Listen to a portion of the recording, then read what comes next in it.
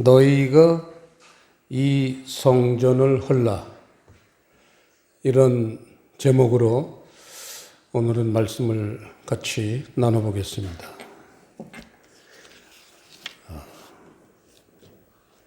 매우 도전적인 그런 말씀이시죠. 이 유대인들이 이 성전을 얼마나 귀중하게 여기는지는 우리가 잘 알죠. 오늘날도 그 유대인들은 그 예루살렘 구시가지 안에 있는 옛날 성전을 그 팔레스타인인들에 뺏겨서 그 서쪽 벽, 그러니까 성전옥은 좀 떨어져 있는, 이를테면 뒷마당에서 이제 참 지난번에도 한번 가서 봤지만 바리새인들을 비롯해서 이를테면 하나님을 진실하게 믿는 유대인들이 그 통곡의 벽이라고 왜냐면 성전을 갈 수가 없으니까 서쪽 벽 안쪽은 팔레스타인 사람들에게 이렇게 분할해 줬잖아요. 이제 열국에서 강국들이. 그래서 예루살렘 시가지 그 서쪽 벽 바깥 동네, 이를테면 변두리에서 그 벽을 보고 향해서 하루 종일 기도도 합니다. 기도 내용이 뭐겠어요? 저 성전 찾게 해주십시오예요. 그 옛날이나 지금이나 이 유대인들의 성전 사랑하는 거는 말할 수 없이, 우리도 교회를 사랑하지만 그 사람들의 그 성전 사랑은 우리보다도 더 아주 절실하고 그런 상당한 열심을 가지고 있습니다. 그런데 오늘 예수님이 도전적인 말씀이 이 성전을 헐라, 이러한 명령을 유대인들에게 내리신 겁니다. 이 얼마나 도전적인 말씀입니까? 왜냐하면 이 유대인들 입장에서 이 성전은 우리가 이게 어떻게 지은 성전인데 라고 생각하는 거죠. 그 역사와 전통을 자랑하는 성전이잖아요. 얼마나 그 역사가 깊은지 우리가 한번 찾아보겠습니다. 역대하 3장, 구약성경 658페이지에 역대하 3장 1절 시작. 솔로몬이 예루살렘 모리아산에 여호와의 전 건축하기를 시작하니 그곳은 전에 여호와께서 그 아비 다윗에게 나타나신 곳이요 여보스 사람 오르난의 타작마당에 다윗이 정한 곳이라. 이 이스라엘 사람들, 이 유대인들이 그처럼 사랑하는 그 성전, 그 성전의 역사가 거기 써 있지만 여기 쭉 역사적인 게 다 들어있어요. 지금 그 유대인들의 성전, 지금은 이제 예루살렘 성전이라고 부르죠. 그 예루살렘 성전이 역사가 얼마나 깊으냐면 모리아산에 있어요. 바로 유대인들이 믿음의 조상이라고 하는 아브라함이 하나님의 명령대로 그 아들 이삭을 번제로 바친 장소, 그 장소인데 그 장소에 또 솔로몬이 그곳에다가 솔로몬 성전을 졌는데 또 그 자리에 성전이 지어지기 전에는 그 아브라함 다음에 이스라엘 사람들이 손꼽는 위대한 믿음의 조상이 다윗이에요.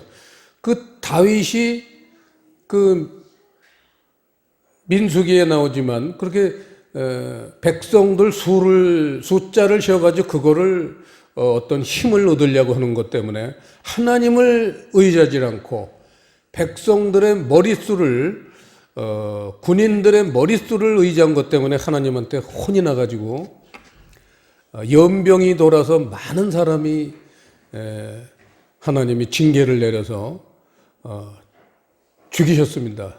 많은 사람들이 죽어갈 때에 이 다윗 왕이 자기 한 사람이 잘못한 것 때문에 백성들이 죽어가는 걸 보고는 크게 회개를 하고 하나님 앞에 무릎을 꿇고 회개를 하고는 아라우나 타작 마당을 은 30냥에 사가지고 거기서 하나님에게 번제를 드린 장소, 그 장소가 바로 아브라함이 이삭을 번제로 드렸던 그 장소예요. 모리아산이에요.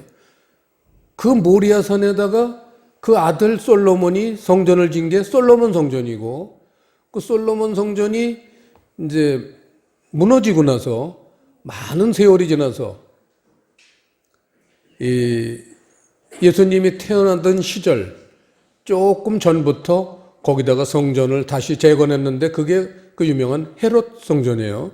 지금 사람들이 보고 있는 성전은 헤롯 성전입니다. 그 헤롯 성전이 나중에는 예루살렘 성전, 오늘날의 예루살렘 성전이 되는 겁니다. 그만큼 그 성전은 역사와 전통, 유대인들의 모든 것을 건 그런 신앙의 그런 터전이기 때문에 그 사랑하는 마음이 우리들이 교회를 사랑하는 마음 갖고는 상상도 못해요. 따라가지 못할 정도로 굉장히 그 사람들은 성전 사랑이 깊습니다. 그런데 오늘 젊은 서생이 나타나서 뭐라고 외치시냐면 이 성전을 너희가 헐라. 이 얼마나 놀라운 도전입니까? 그러면 주님이 왜 그런 그 유대인들의 보물단지 같은 성전을 왜 헐라고 하셨을까요? 거기에 어떤 뜻이 숨겨 있느냐, 이것을 우리가 오늘 살펴봐야겠죠. 그때 이제 유대인들은 뭐라고 대답을 하냐면 20절에 이 성전은 46년 동안에 지었다, 이렇게 얘기하죠. 지었건을 내가 3일 동안에 일으키겠느냐, 이렇게 이제 반문을 했습니다. 46년 동안 졌다는 거예요, 헤롯 성전을. 그래서 이 숫자가 등장했습니다.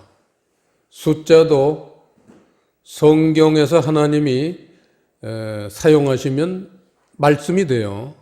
그래서 이 숫자에도 말씀의 의미가 있듯이 숫자에도 의미가 부여됩니다. 하나님이 쓰시면 그렇게 돼요. 자, 46년이라는 거는 40년 더하기 6년이에요. 40년이라는 거는 광야 생활입니다. 아직 가나안 땅에 도착하지 못한 거예요. 그러니까 이 지금 성전은 가나안 땅에 안식이 없는 거예요. 6년이라는, 6이라는 숫자는 아직 7이 되지 못한 숫자입니다. 7은 안식이잖아요. 아시잖아요. 제 7일은 안식일입니다. 안식이 없는 교회, 그게 6이에요.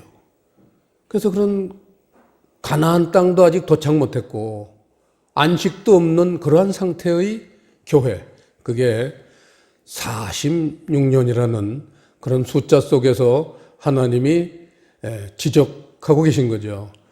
그런 46년이라는 긴 기간을 통해서 지은 교회에 이 사람들은 애착을 갖고 있는데 예수님은 그걸 헐라 이겁니다.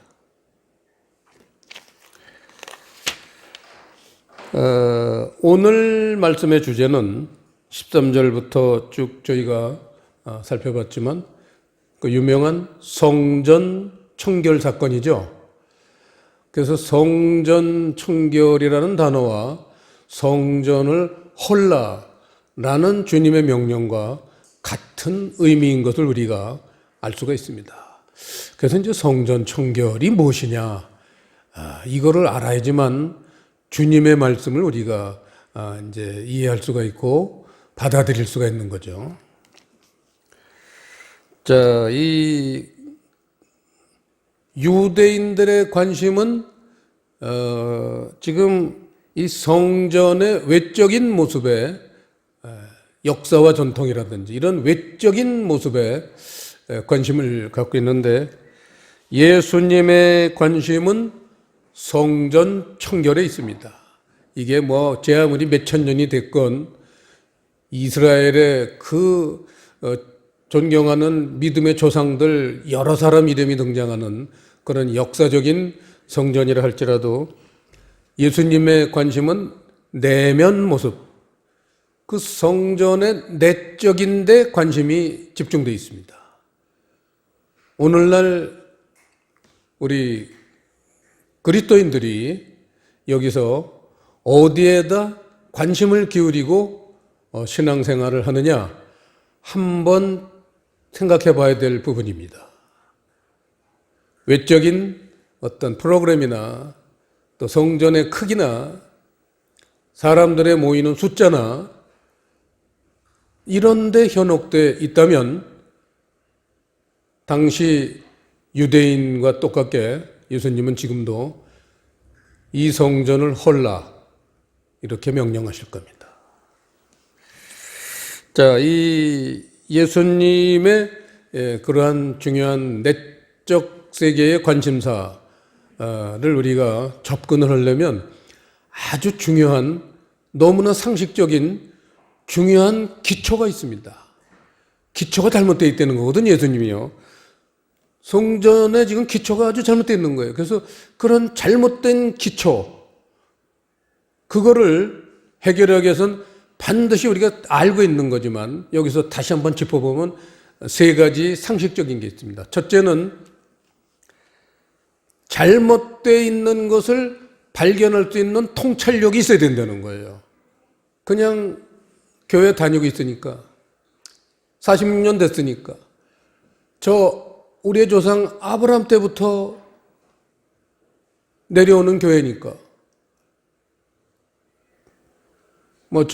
광화문에 있는 어떤 교회는 언더우드 박사가 세워서 130년이 됐는데, 요 김포에도 그 언더우드 박사가 그 광화문에 있는 교회 세문안교회를 짓고 그 다음에 바로 진 게 배를 타고 마포 새우젓 동 내리던 그 마포 나루에서 배를 타고 건너와서 걸포 나루에 내렸어요. 그게 지금 걸포동에 있는 공원 있는데 그 물가에 한강 물가.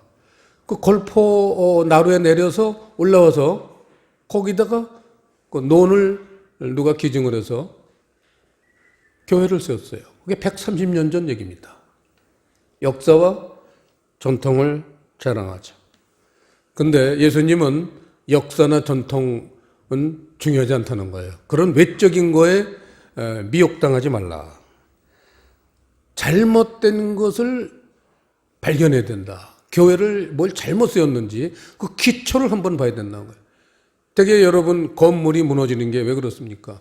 뭔가 기초 설계가 잘못되면요 무너지는 거예요. 그래서 그 잘못된 것을 발견하면 그거를 정리해야 돼요. 이 정리하는 것을 십자가라고 합니다. 헐라. 너희가 이 성전을 헐라는 거는 십자가에다가 죽이라는 거예요. 내적인 얘기입니다. 그리고는 이제 셋째가 우리가 잘 알지만 올바른 것으로 새로 시작을 해야 돼요. 이러한 상식적인 것, 잘못된 것을 깨닫고 그것을 십자가에다 죽이고 새로운 그런 방법으로 성전을 져야 돼요. 이거를 이제 풀어놓으신 게 오늘 요한복음 2장의 성전 청결 사건이라 할 수가 있습니다. 자, 그래서 이제 말씀을 자세히 들여다보면요. 14절에 보시면요. 13절에 예수님이 예루살렘에 올라가셔서 성전을 먼저 찾으셨어요. 그리고는 성전 안에서 소와 양과 비둘기 파는 사람들과 돈 바꾸는 사람들의 앉은 것을 보시고 노끈으로 채찍을 만드사 양이나 소를 다 성전에서 내어 쫓으시고, 양이나 소는 성전에서 내어 쫓았다고 그랬어요. 돈 바꾸는 사람들의 돈을 쏟으시며 상을 엎으셨다. 그 다음에 16절엔 비둘기 파는 사람들에게 이르시라, 이것을 여기서 가져가라. 이러한 그 말씀을 하셨는데, 이걸 우린 지금 이거를 의미를 이제 파악을 해야 되겠죠. 소나 양이라는 것은 짐승이잖아요. 성경에서 짐승이라는 게 나올 때는 그게 뭐냐면 세상적인 애정, 이걸 짐승이라고 그래요. 그래서 이 세상적인 애정이 가장 강한 사람이 결국은 적그리스도예요. 짐승 중에 짐승인 거예요. 얼만큼 이게 위태로운지 아시잖아요. 하나님 나라하고는 거리가 먼데 사람들은 그건 세상적인 애정을 가지고 살면서 자기는 굉장히 올바른 그러한 마음가짐으로 산다고 착각을 하고 있는 거죠. 이걸 예수님이 지금 지적하시는 겁니다. 여러분 알다시피 세상적인 애정이라는 거는 나한테 유리할 땐 받아들이지만 나한테 불리하면은 그거는 내칩니다. 요새 한창 유행하는 단어 중에 내로남불 뭐 이런 말 많이 나왔잖아요. 내가 하는 건 다 정당하고 남이 하는 거는 부정하게 보여요. 이게 세상적인 관점에서 사는 모습이에요. 그거를 내어 쫓아야 된다는 겁니다. 그리고 돈을 쏟으시고, 돈은 현찰이잖아요. 하늘나라에서는 말씀이 현찰이에요. 돈을 쏟아버려야 된다는 거예요. 말씀이 잘못됐다는 거죠. 그 말씀을 쏟아버려야 된다는 거예요. 그래서 이제 상을 엎으셨다. 이를테면 이제 어떤 터전을 없애야 된다. 그런 잘못된 말씀으로 장사를 하려고, 그 상이라는 건 이제 장사하는 거 올려놓고 그런 매장이니까 그걸 이제 없애야 되고, 비둘기는 집으로 가지고 가라. 이제 그렇게 말씀하셨어요. 비둘기라는 건 세상적인 지식 세계. 우리의 지식이 세상적인 지식으로 가득 차 있을 때 그거는 가져가야 돼요. 성전 안에 있으면 안 돼요. 그런데 알다시피 교회 다니는 사람들이 신앙생활 하기 전에 가지고 있던 그런 우리 민족의 전통적으로 내려오는 사고방식, 그런 유교 사고방식, 또 세상적인 그런 판단 그대로 간직한 채 신앙생활을 해요. 2000년 전의 유대인들 똑같은 거죠. 성전에서 하나님을 예배한다고 하지만 그 생각과 마음속엔 세상 것으로 가득 차 있고, 그러고는 이제 외적으로 형식적으로 거룩하게 어떤 정말 절차와 그런 예배 순서들이 아주 거룩하게, 정말 거룩하게 예배를 드렸습니다. 근데 예수님은 그 외모를 보지 아니하시고 그 중심을 지금 보시는 거죠. 그 속이 아주 더럽고 추한 세상 것으로 가득 차 있으면서 겉으로만 번드르르한 유대인들, 오늘날로 말하면 유대인이라는 게 믿는 자들이에요. 오늘날에게도 동일하게 해당이 되는 겁니다. 그런 사람들에게 그렇게 이제 주님은 다 버리라, 지금 내용이 다 버리라는 내용이에요. 그러한 말씀을 우리가 예레미야서 7장 말씀 한번 보시겠습니다. 예수님이 지금 성전에 들어와서 아주 뒤집어 푸시는 거잖아요. 난리를 치시는 그 이유가 바로 이 예레미야서의 7장 말씀을 염두에 두시고 지금 일을 하시는 겁니다. 구약성경 1060페이지 예레미야서 7장 8절부터 12절까지 제가 보겠습니다. 너희가 무익한 거짓말을 의뢰하는도다. 너희가 도적질하며 살인하며 간음하며 거짓 맹세하며 바알에게 분향하며 너희의 알지 못하는 다른 신들을 좇으면서 내 이름으로 일컬음을 받는 이 집에 들어와서 내 앞에 서서 말하기를 우리가 구원을 얻었나이다 하느냐. 이는 이 모든 가증한 일을 행하려 함이로다. 내 이름으로 일컬음을 받는 이 집이 너희 눈에는 도적의 구렬로 보이느냐. 보라, 나곧 내가 그것을 보았노라. 여호와의 말이니라. 이렇게 예레미야를 통해서 유대인들이 그 성전을 사랑하는 이유가 잘못되어 있다는 것을 이미 수천 년 전에 지적을 하셨는데 그게 개선되지 않고 예수님이 태어나신 시대에도 그 잘못을 반복하고 있으니까 결국은 예수님이 이 잘못의 근원을 생각하시면서 몇천 년 전에 내가 지적했던 그 일이 하나도 고쳐지지 않고 있구나. 그래서 이 성전을 헐라 이제 말씀하시는 거죠. 그 보시면 도적질하며 살인하며 간음하며 거짓 맹세하며 이게 다 그 십계명이잖아요. 이 사람들은 십계명을 분명히 지킵니다. 십계명을 안 지켰다는 못 견뎌요. 돌로 쳐 죽이니까 사람들이. 여러분 아시잖아요. 요한복음 8장에 간음한 여인 동네 사람들이 끌고 나서 마당에다가 꿀려놓고 돌로 쳐 죽이려고 그러잖아요. 이 사람들은 그대로 성경 말씀대로 행하는 사람들이에요. 그런데 도적질한다라는 거는 말씀을 도적질하는 거예요.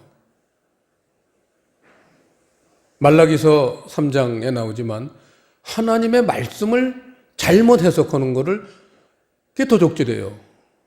잘못 해석하는 게 하나님 입장에서 볼 땐 말씀을 뺏기는 거니까 도적질하는 거예요.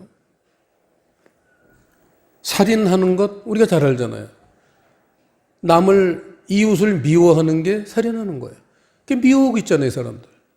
간음한다. 야고보서 4장 4절 말씀대로 세상을 좋아하고 있잖아요. 세상 신을 좋아하고 있잖아요. 세상을 좋아한다는 건 세상 신을 좋아하는 거예요. 그래서 거기 바알에게 분향하며 그렇게 나오는 거예요. 거짓 맹세하며 다 마찬가지예요. 본질이 잘못되어 있어요. 하나님 나라의 본질이 잘못되어 있으니까 그런 바탕에서 무슨 말을 하건 무슨 행동을 하건 다 거짓인 거예요. 그게 본질이 틀렸기 때문에. 그래서 오늘 예수님은 본질적인 접근 이거를 이제 성전을 헐라 이렇게 아주 그 강렬한 자극적인 그런 표현을 쓰시면서 우리 내면 세계의 본질을 뒤엎어야 된다. 이런 말씀을 하고 계십니다. 그러면서 그 너희들이 그 뭐 몇천 년 됐다 아까 자랑하는 우리 조상들 역사 전통을 자랑하는 성전이라고 그러지만 내 눈에는 그게 도적의 구렬로 보인다. 하나님이 예수님이 보실 땐 도적의 구렬이다. 강도의 소굴이다 이거예요. 그게 왜 달라요? 그렇게 뭐 때문에? 내용물에 따라서 그 이름이 정해지는 거예요. 이 사람들은 외적인 걸 보고 이름을 붙였어요. 아름다운 예루살렘 성전. 굉장히 그 성전에 대한 애착이 강합니다. 예수님은 그 외적인 걸 보시지 않고 내용물을 보시면서 이름을 정하는 게 강도의 소굴이다. 이겁니다. 오늘날 우리가 믿는 신앙생활의 핵심인 이 교회생활. 여기가 과연 강도의 소굴이냐 아니냐, 이거는 우리 내면 세계를 한번 빛을 받아서 이렇게 비춰보면 알 수 있지 않나 싶습니다. 이 성전을 헐라 내가 사흘 동안에 일으키리라. 이게 이제 주님의 해결책이십니다. 성전을 헐면은 주님이 사흘 동안에 새 성전 만들어 주신다. 그거예요. 그랬더니 이제 이 유대인들은 46년 걸려서 수백 명, 수천 명이 지은 성전인데 레바논에서 백향목 가져오고 대리석 가져오고 또 금은동 주석을 가져오고 그 엄청난 역사를 통해서 50년 가까이 걸려서 지은 이 성전을 네 젊은 서생이, 부채 하나 들고 있는 젊은 서생이, 무협소설에 나오잖아요. 젊은 서생은 딱 부채 하나 들고 다녀요. 부채 한번 폈다면 건 난리 나는 거죠. 이 젊은 서생이 사흘 만에 네가 이걸 진다고 하는 게 이게 뭐냐, 이렇게 이제 질문을 했습니다. 자, 이 사흘 만에 성전을 짓는 방법이 뭐냐, 그거를 오늘 본문에서 보시면요, 15절에 보시면 녹근으로 채찍을 만드사, 이렇게 주님의 방법이 소개되어 있습니다. 녹근으로 채찍을 만드사, 아주 중요한 부분이에요. 녹근으로 채찍을 만들어서 양이나 소나 그냥 상도 없고 그냥 다 내쫓은 게 녹근으로 만든 채찍이에요. 그래서 이제 오늘 말씀의 가장 하이라이트는 이 녹근으로 만든 채찍이 뭐냐예요. 그게 뭐 농사질 때 쓰는 녹근 그거 잘라다가 그걸로 쳤다는 얘기예요. 이 말씀의 그 어떤 그 내용을 우리가 빛을 받아야 돼요. 성령님을 통해서 빛을 받아야지만 녹근으로 채찍을 만들어서 쫓아낸 게 뭐냐를 알 수가 있을 거 아니에요. 그래서 녹근이라는 단어가 우선 뭔지를 한번 우리가 그 원어 성경을 들어가 보면 저기 스코이니온, 녹근이라는 단어가 스코이니온이라는 단어예요. 이 스코이니온이라는 단어의 성경 사전을 보면요, 헬라어 성경 사전을 보면 골풀, 풀의 잔가지, 이렇게 나와 있습니다. 뜻이 골풀, 풀의 잔가지. 결국은 푸른 초장 얘기하는 거예요. 말씀으로 된 채찍 얘기입니다. 말씀으로 된 채찍. 근데 왜 채찍이라는 그런 강렬한 표현을 쓰셨을까요? 여러분, 채찍이라는 단어를 왜 쓰셨을까요? 여기서 짝을 이루는 말씀이 하나 있겠죠. 채찍이라는 걸 탁 들으면 뭘 생각해야 될까요? 히브리서 4장 12절. 한번 찾아보시겠습니다. 신약 성경 355페이지 4장 12절, 다 같이 시작. 하나님의 말씀은 살았고 운동력이 있어 좌우의 날선 어떤 검보다도 예리하여 혼과 영과 및 관절과 골수를 찔러 쪼개기까지 하며 또 마음의 생각과 뜻을 감찰하시나니. 자, 채찍이라고 말씀하신 부분이 바로 이 히브리서 4장 12절에 나오는 좌우의 날선 검, 이걸 생각하시면서 채찍이라는 단어를 쓰신 겁니다. 똑같은 의미죠. 자, 우리가 하나님 말씀 볼 때 좌우의 날선 검같이 우리의 영혼을 찌르고 있습니까, 지금? 은혜나 받으려고 그냥 성경 읽습니까? 녹근으로 된 채찍으로 우리를 치시는 걸 느낍니까, 지금? 그만큼 우리는 영적으로 무뎌져 있는 거예요. 그냥 널널한 신앙생활, 교회생활, 거기에 그냥 만족하고 뭐 더 이상 고칠 게 없다고 그런 오만방자하고 어리석은, 그러한 모습으로 혹시 살고 있는 건 아닙니까? 이걸 한번 이런 말씀을 볼 때 자기 자신을 한번 돌아봐야겠죠. 하나님의 말씀은 살았고 운동력이 있다는 거예요. 우리가 성경 읽을 때 그 말씀이 살아서 운동력 있게 나를 치고 있습니까, 이게? 과연 그렇게 신앙생활하는 사람이 얼마나 되겠는가? 2000년 전에 유대인들하고 크게 다를 바가 없지 않겠는가? 이런 면에서 우리는 교회의 어떤 개혁, 쇄신, 이게 필요한 겁니다. 보세요. 혼과 영을 찔러 쪼개는 거예요. 관절과 골수를 찔러 쪼개야 되는 거예요. 우리 마음의 생각과 뜻을 찔러 쪼개야 되는 거예요. 분리시켜야 된다는 얘기예요. 왜? 왜 그럴까요? 먼저 앞쪽에 있는 단어들, 예를 들어 혼이라든지 마음이라든지 또 관절 또 그런 거, 이런 것들이 바로 생각과 뜻의 생각이라든지 이런 게 무엇으로 구성되어 있기 때문에, 무엇에 영향받아 있기 때문에 육의 것으로 영향받아 있는 거예요. 그래서 육의 것하고 그 다음에 혼과 영은 영의 세계잖아요. 관절과 골수와 골수는 영의 세계, 보이지 않는 거, 쫙 깊은 뼈를 쪼개지만 그 속에 있는 게 골수예요.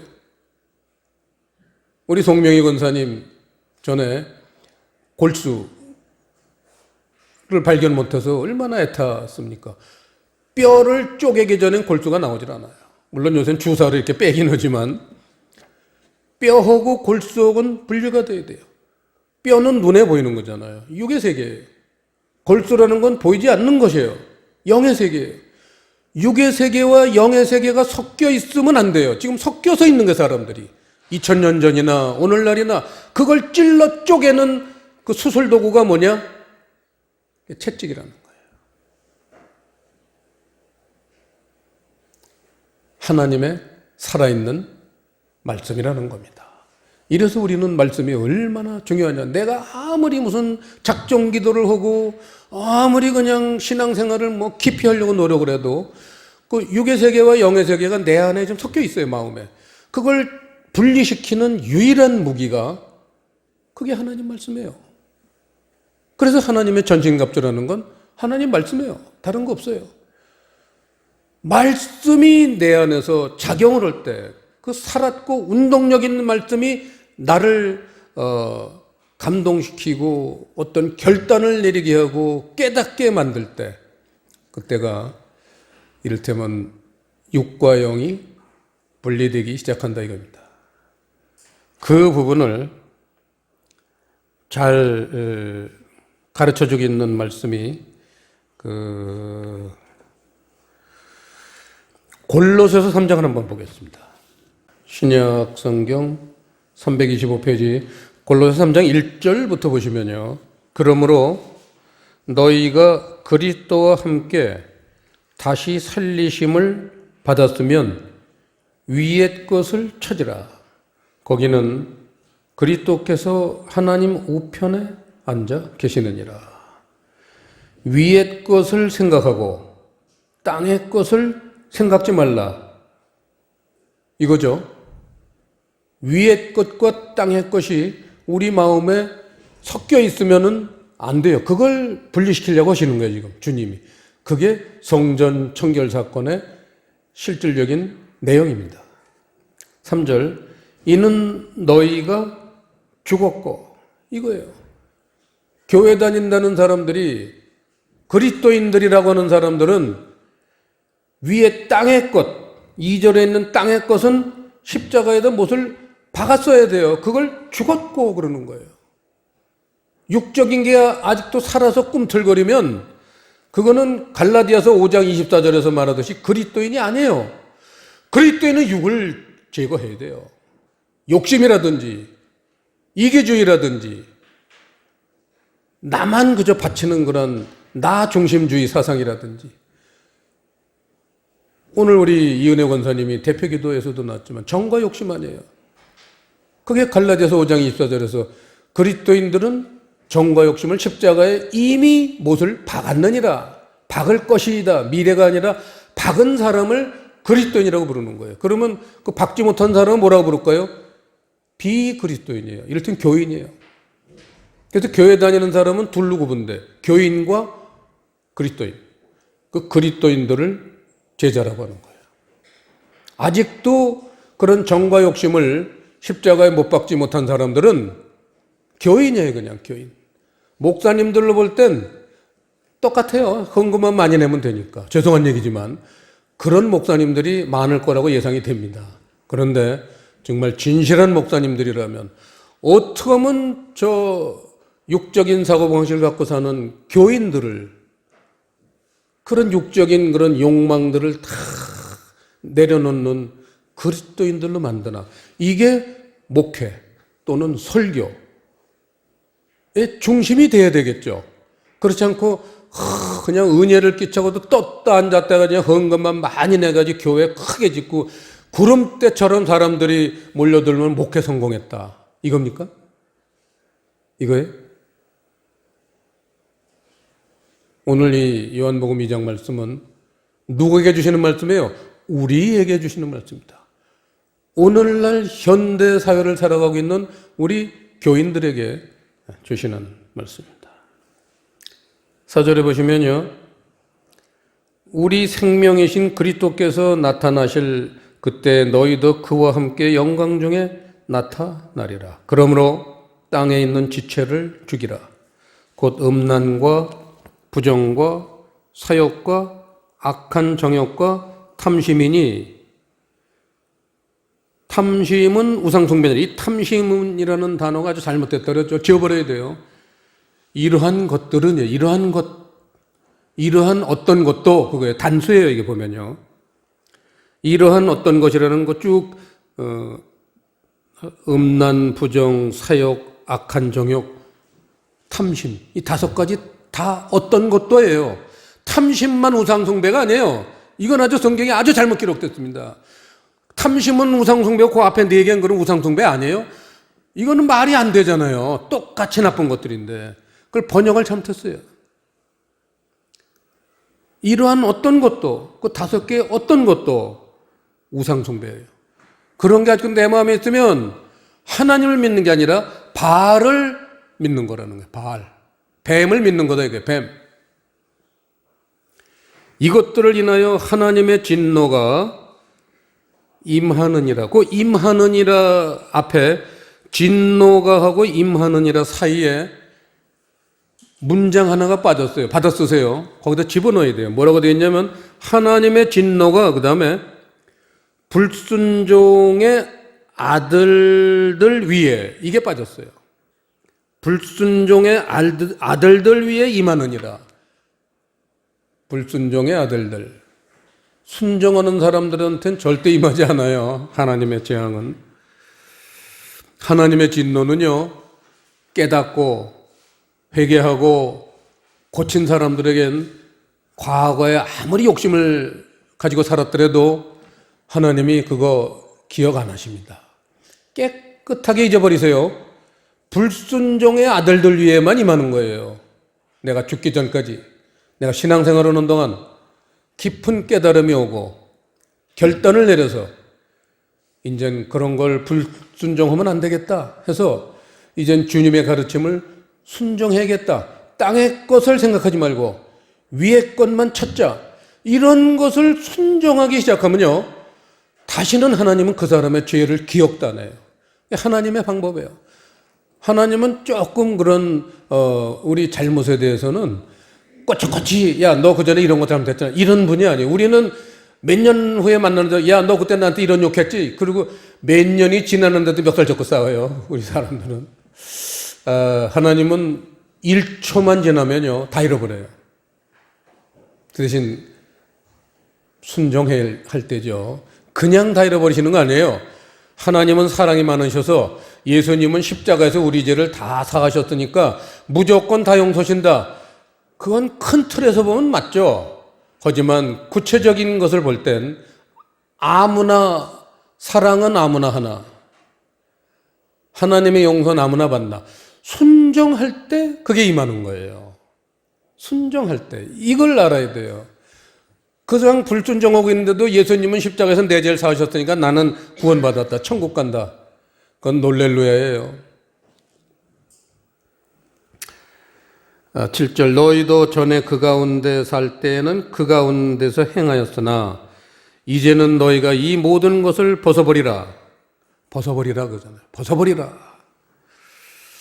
곧 분과 악의와 회방과 너희 입에 부끄러운 말이라. 너희가 서로 거짓말을 말라. 옛사람과 그 행위를 벗어버려라. 10절 다 같이 시작.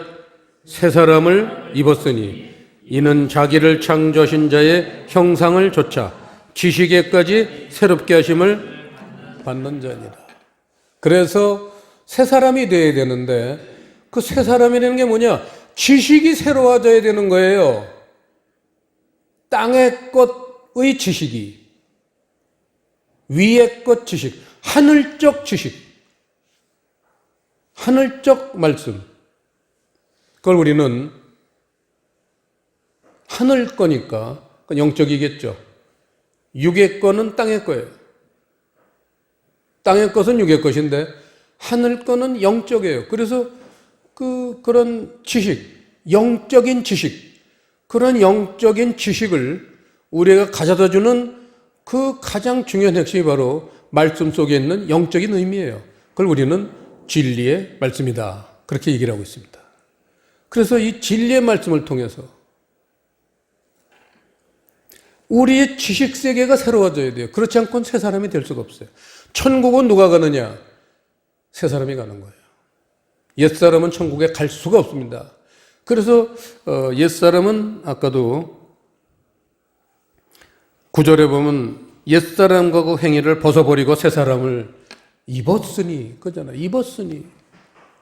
새 사람이 된 사람, 지식에까지 새로운 사람이 된 사람, 그 사람들이 주님이 책임지시는 사람, 관심 갖는 사람, 사랑하는 사람, 영원히 보호해 주는 사람이 되는 거예요. 교회 다닌다고 예수님이 다 영원히 지켜주고 보호해 준다는 세상 교회의 그런 헛된 망상에서는 이젠 우리가 벗어나야 됩니다. 과거에는 교인들이 얼마 안 되니까 교인들 불러 모으느라고 그냥 개떡같이 살아도 천국 간다고 다 그랬어요. 예수만 믿으면 천국 갑니다. 그러니까 돈 많이 내세요. 이랬는데 이제는 이제 그런 어두운 세상이 이제 밝히 드러나는 이제 시대이기 때문에 그런 말 갖고는 안 돼요. 그리고 또 하나님 나라가 돈으로 갑니까? 하나님이 필요하시면 쓰시는 거지. 돈 하는 것도 그것도 잘못된 거예요. 자, 결론입니다. 그래서 3일 동안에 일으키신다 그랬어요. 3일 동안에 일으키신다. 그 3일 동안에 일으키신다는 거를 제자들은 어떻게 해석을 했냐면 22절 보세요. 본문 22절. 죽은 자 가운데서 살아나신 후에야 제자들이 이 말씀하신 것을 기억하고 성경과 및 예수의 하신 말씀을 믿었더라. 그렇게 결론을 내고 있습니다. 이 말씀. 그게 무슨 말이냐? 말씀이 우리 안에서 그 영적 의미가 살아날 때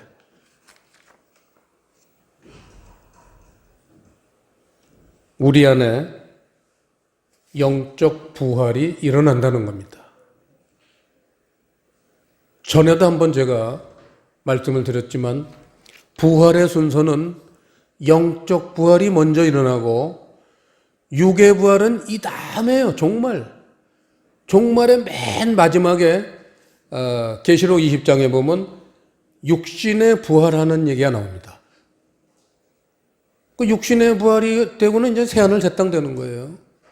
육신의 부활은 제일 마지막에 일어나요.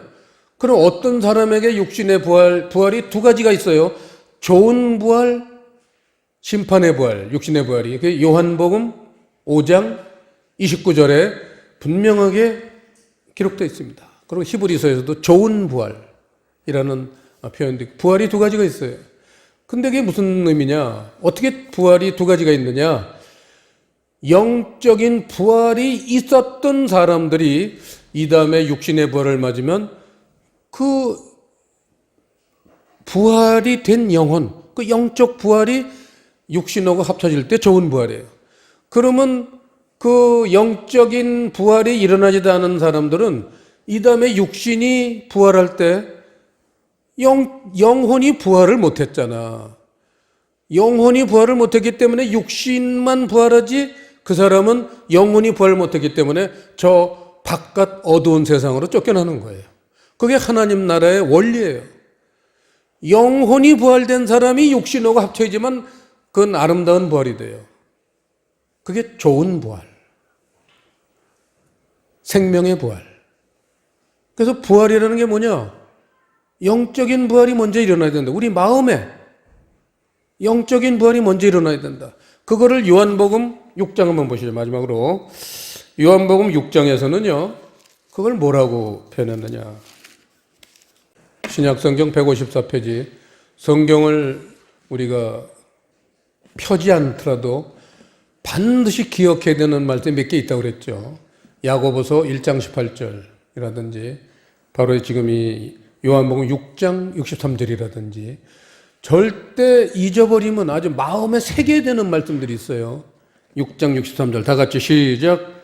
살리는 것은 영이니 육은 무익하니라. 내가 너에게 이른 말이 영이요 생명이라. 영의 말씀이 중요하지 육의 말씀은 무익하다는 거예요. 육의 말씀은 육의 세상을 추구하게 만들기 때문에 결국은 결론이 생명에까지는 이르지 못하지만 살리는 것은 영이니 영의 말씀이니 영의 말씀은 우리의 영혼을 살려서 영적인 부활을 일으키고 그래서 생명의 세계까지 인도하는 그런 말씀이 된다. 그 얘기를 오늘 성전 청결 사건을 통해서 우리 안에 있는 그런 육의 말씀 때문에 잘못 구성되어 있는 그런 마음속의 구성 요소들, 욕심, 이기주의 이런 거를 근본적으로 그걸 해결하려면 마음을 뭐 우리가 칼로 도려냅니까? 어떻게 합니까? 말씀을 바꿔야 된다 그 얘기예요. 그게 이제 노끈으로 채찍을 만드셔서 내쫓아야 된다는 거예요. 육의 말씀을 내쫓아야 돼요. 이 육의 말씀 때문에 인류는 멸망하는 겁니다. 말씀은 호흡이에요. 요즘 그 호흡을 통해서 세계적인 그런 말할 수 없는 질병이 지금 창궐하고 있는데 앞으로는 이거보다 수백 배나 되는 그러한 호흡을 통해서 사람들을 죽이는 질병이 창궐할 거로 성경에 이미 기록되어 있습니다. 그게 뭐예요? 세상 말씀 호흡하지 말라는 거예요. 호흡이라는 건 하나님 말씀을 먹는 걸 우리 호흡이라고 그래요. 지금 우한 폐렴 때문에 많은 사람들이 걱정하고 있지만 여러분 하나님 정말 그 영의 말씀을 먹으면요 걱정할 필요 없어요. 우한 폐렴 바이러스균이 들어오다가 쫓겨나가요. 들어오질 못해요. 지금 왜 이렇게 우한 폐렴의 바이러스균이 창궐합니까? 우리에게 주시는 경고예요. 성전 청결을 하시겠다는 경고예요. 기도하시겠습니다. 아버지 하나님, 오늘 요한복음 2장 성전 청결 사건을 통해서 우리에게 주시는 교훈이 잘 박힌 못처럼 우리 마음에 정말 귀한 교훈이 되어서 우리를 살려내고 또 생명으로 풍성한 그러한 존재가 될 때까지 늘 저희들을 지켜주시고 인도하여 주시옵소서. 감사를 드리오며 예수님 이름으로 기도드리옵나이다.